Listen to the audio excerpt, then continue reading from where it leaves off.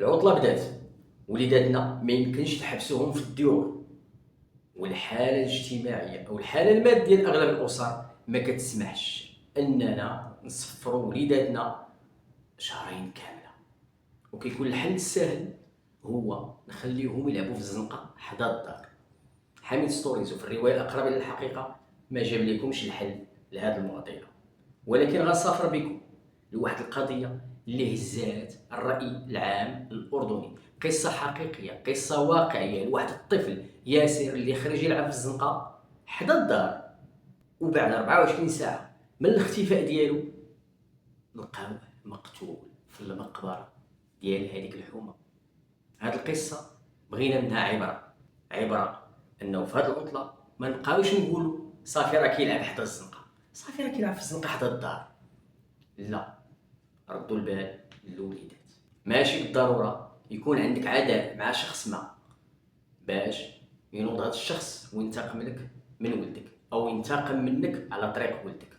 يقدر يكون ما عنده حتى علاقه بالولد وما عنده حتى علاقه بك، ويكون الولد هو الضحيه. القصه ديالنا جرات الاحداث ديالها سنه 2002 في الاردن، في واحد المنطقه اللي سميتها الغور. هاد المنطقه كانت معروفه منطقه شعبيه، الناس ديولها ما عمرهم تعرضوا لبحال هاد الاحداث هادو. ما عمرهم كانوا كيفكروا ان في يوم من الايام شي حد توصل به الجرأة انه يخطف ولد صغير ويقتل بدون سبب، او بالاحرى يكون كبش فدا لواحد الخطه جهنميه داروها واحد الزوج. ياسر ولد الحومه عنده 7 سنين، خرج يلعب حدا الحومه. وصلت 8 د العشيه ما دخلش. فين هو الدري؟ انتبهوا ليه والديه، خرجوا كيقلبوا عليه، سولوا اخر واحد شافوا في السوق ديال الحومه. مشاو كيقلبوا ما لقاوش. وكاغلب الحومات الشعبيه كيجيو ناس اخرين من حومات اخرين ملي كيسمعوا شي حد اختفى كيقلبوا حتى هما كيبغيو يديروا الخير. بداو الناس كاملين ديال داك البلاصه كيقلبوا على ياسر. الطفل ياسر عنده 7 سنين، كيدير المواصفات ديالو، ها كيدير عنده الشعر، عنده كذا عنده كذا. كيقلبوا نهار كامل ديال التقلاب، ليله ونهار، ليله والصباح ديال نهار الليل والناس كتقلب. جويه 12 مشاو ديكلاراو للبوليس. خرجوا البوليس حتى هما كيقلبوا. اثناء ما كانوا كيقلبوا البوليس كثرات الوفود الشعبيه اللي كتقلب على ياسر. واحد الشخص من بين هاد الوفد واللي نتوما غتشكوا فيه كما شكيت فيه انا في الاول، كان كيقول لهم فين كاينه المقابر، راه نمشيو نقلبوا في المقابر.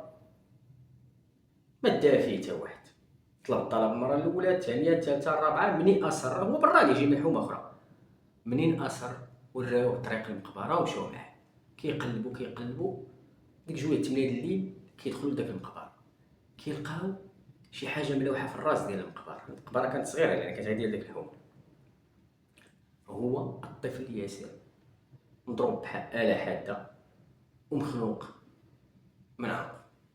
علموا البوليس، جاو البوليس طوقوا المكان لانه اصبح مسرح جريمه وكيجمعوا جميع الادله اللي تقدر تكون تما وتفيدهم.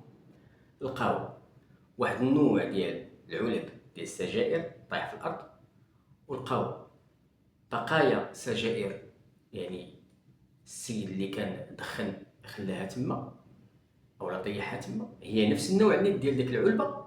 ولقاو واحد ورقه صغيره مكتوبه فيها سميه، وهاد السميه علي ونمره التليفون.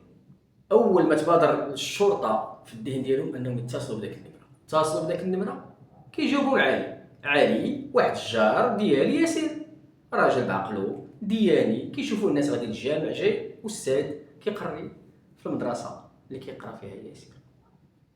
علاقته طيبه مع العائله، علاقته طيبه مع الجيران، راجل ملتزم كيتم الاعتقال ديالو لانه هو دابا غيشكو فيه.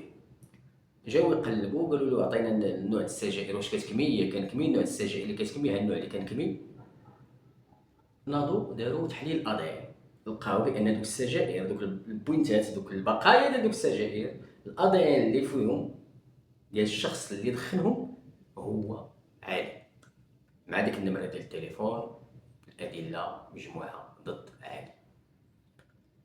أثناء التحقيق علي منطقيا وانت منطقيا كيفاش انا غادي نكون تما وغادي نرمي النمره التليفون ديالي والسميه ديالي؟ هادشي راه ماشي منطق. عطاو واحد الورقه كتب قارنوا الخط مع الخط لقاو ماشي نفس الخط. دونك ولكن كتبقى النسبه ديال 95%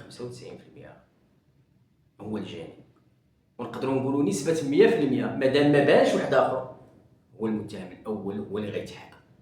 تم الاعتقال ديالو مده ديال شهر ونص وهو في السجن ريثما يكملوا التحقيقات. في هذه الاثناء الشرطه والنيابه العامه في الاردن كان عندهم قناعه انه هناك شخص اخر هو اللي ارتكب الجريمه، خاصه من يطابقوا الايادي اللي تخنق بها الطفل مع الاصابع ديال السي علي. كانوا كيقولوا اما هناك جاني اخر واما هناك شريك في الجريمه. وهي طاح لهم واحد الفكره ديال انهم يراقبوا المنزل ديال علي. بقاو مراقبين المنزل ديال علي حتى لواحد النهار واحد خيي كيتسلق في البالكون ديال الدار ديال علي ويوقع عليه القبض. اجي هنا اش كدير؟ كيسولو سميتك؟ سميتو اياد. اش كدير هنا؟ انا راجل اخت علي. اي راجل اخت علي؟ واش كدير؟ علاش كتنقز من البالكون؟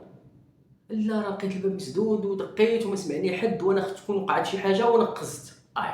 السيده برانيه عليك وراجلها ما كاينش، انت راه خبرك بينها في الحبس. اش كتقول؟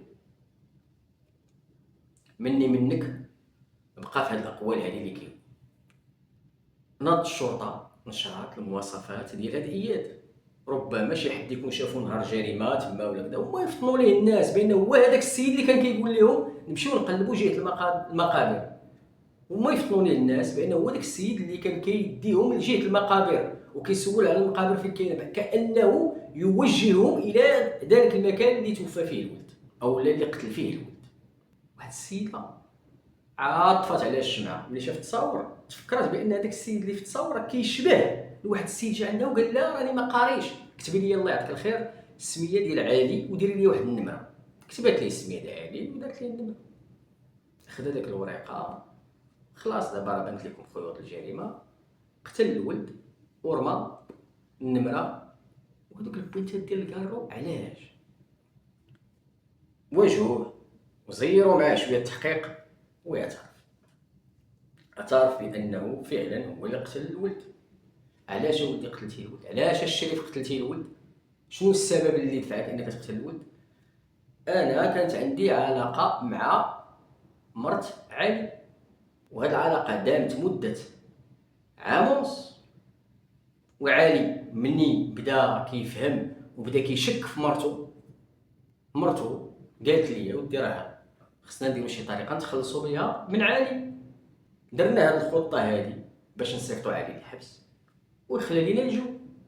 وخدم شويه بذكاء وقال لهاديك السيده اللي هي مرت علي قال لها شوفي لي الحاجه اللي هي ديفيرون اللي هي مختلفه عنده من دون الناس، هي النوع السجائر لانه هو الوحيد تقريبا في ديك الحومه اللي كيكمي هذاك النوع السجائر. استغل هاد اللعيبه هادي او هاد الثغره هادي او هاد لوبسيون هادي وخدم عليها. مات الطفل ياسر ما ليه حتى ذنب، كان كيلعب مع الوليدات. الذنب الوحيد ديالو هو انه بريء. البراءه ديال الطفوله مني قال ليه هاد خيي هاد اياد هذا اجي وريني فين كاينين المقابر وندور معاك، ومشى معاه. مسؤوليه كيتحملوها الوالدين تفجعوا في ولدهم فعلا. نقدروا نعذروهم لان اول مره كتوقع في ديك المنطقه، ولكن اللي ما نقدروش نعذرو هما الناس اللي سمعوا هاد القصه هادي وما ردوش البال لوليداتهم. المراه كتكون في الكوزينه مبرزطه الله يحسن العوان، اش غنديروا؟ صافي خرج لعب في الزنقه. الراجل كذلك كيجي متكي اون فاس التلفازه شاد الجزيره ولا شاد شي حاجه ولدو مبرزطو عرفتي اش غدير؟ خرج لعب في الزنقه. لا شريف لا ردوا البال لوليداتكم.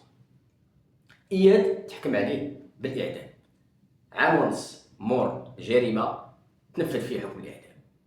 زوجة علي الخائنه تحكمات 20 سنه سجن.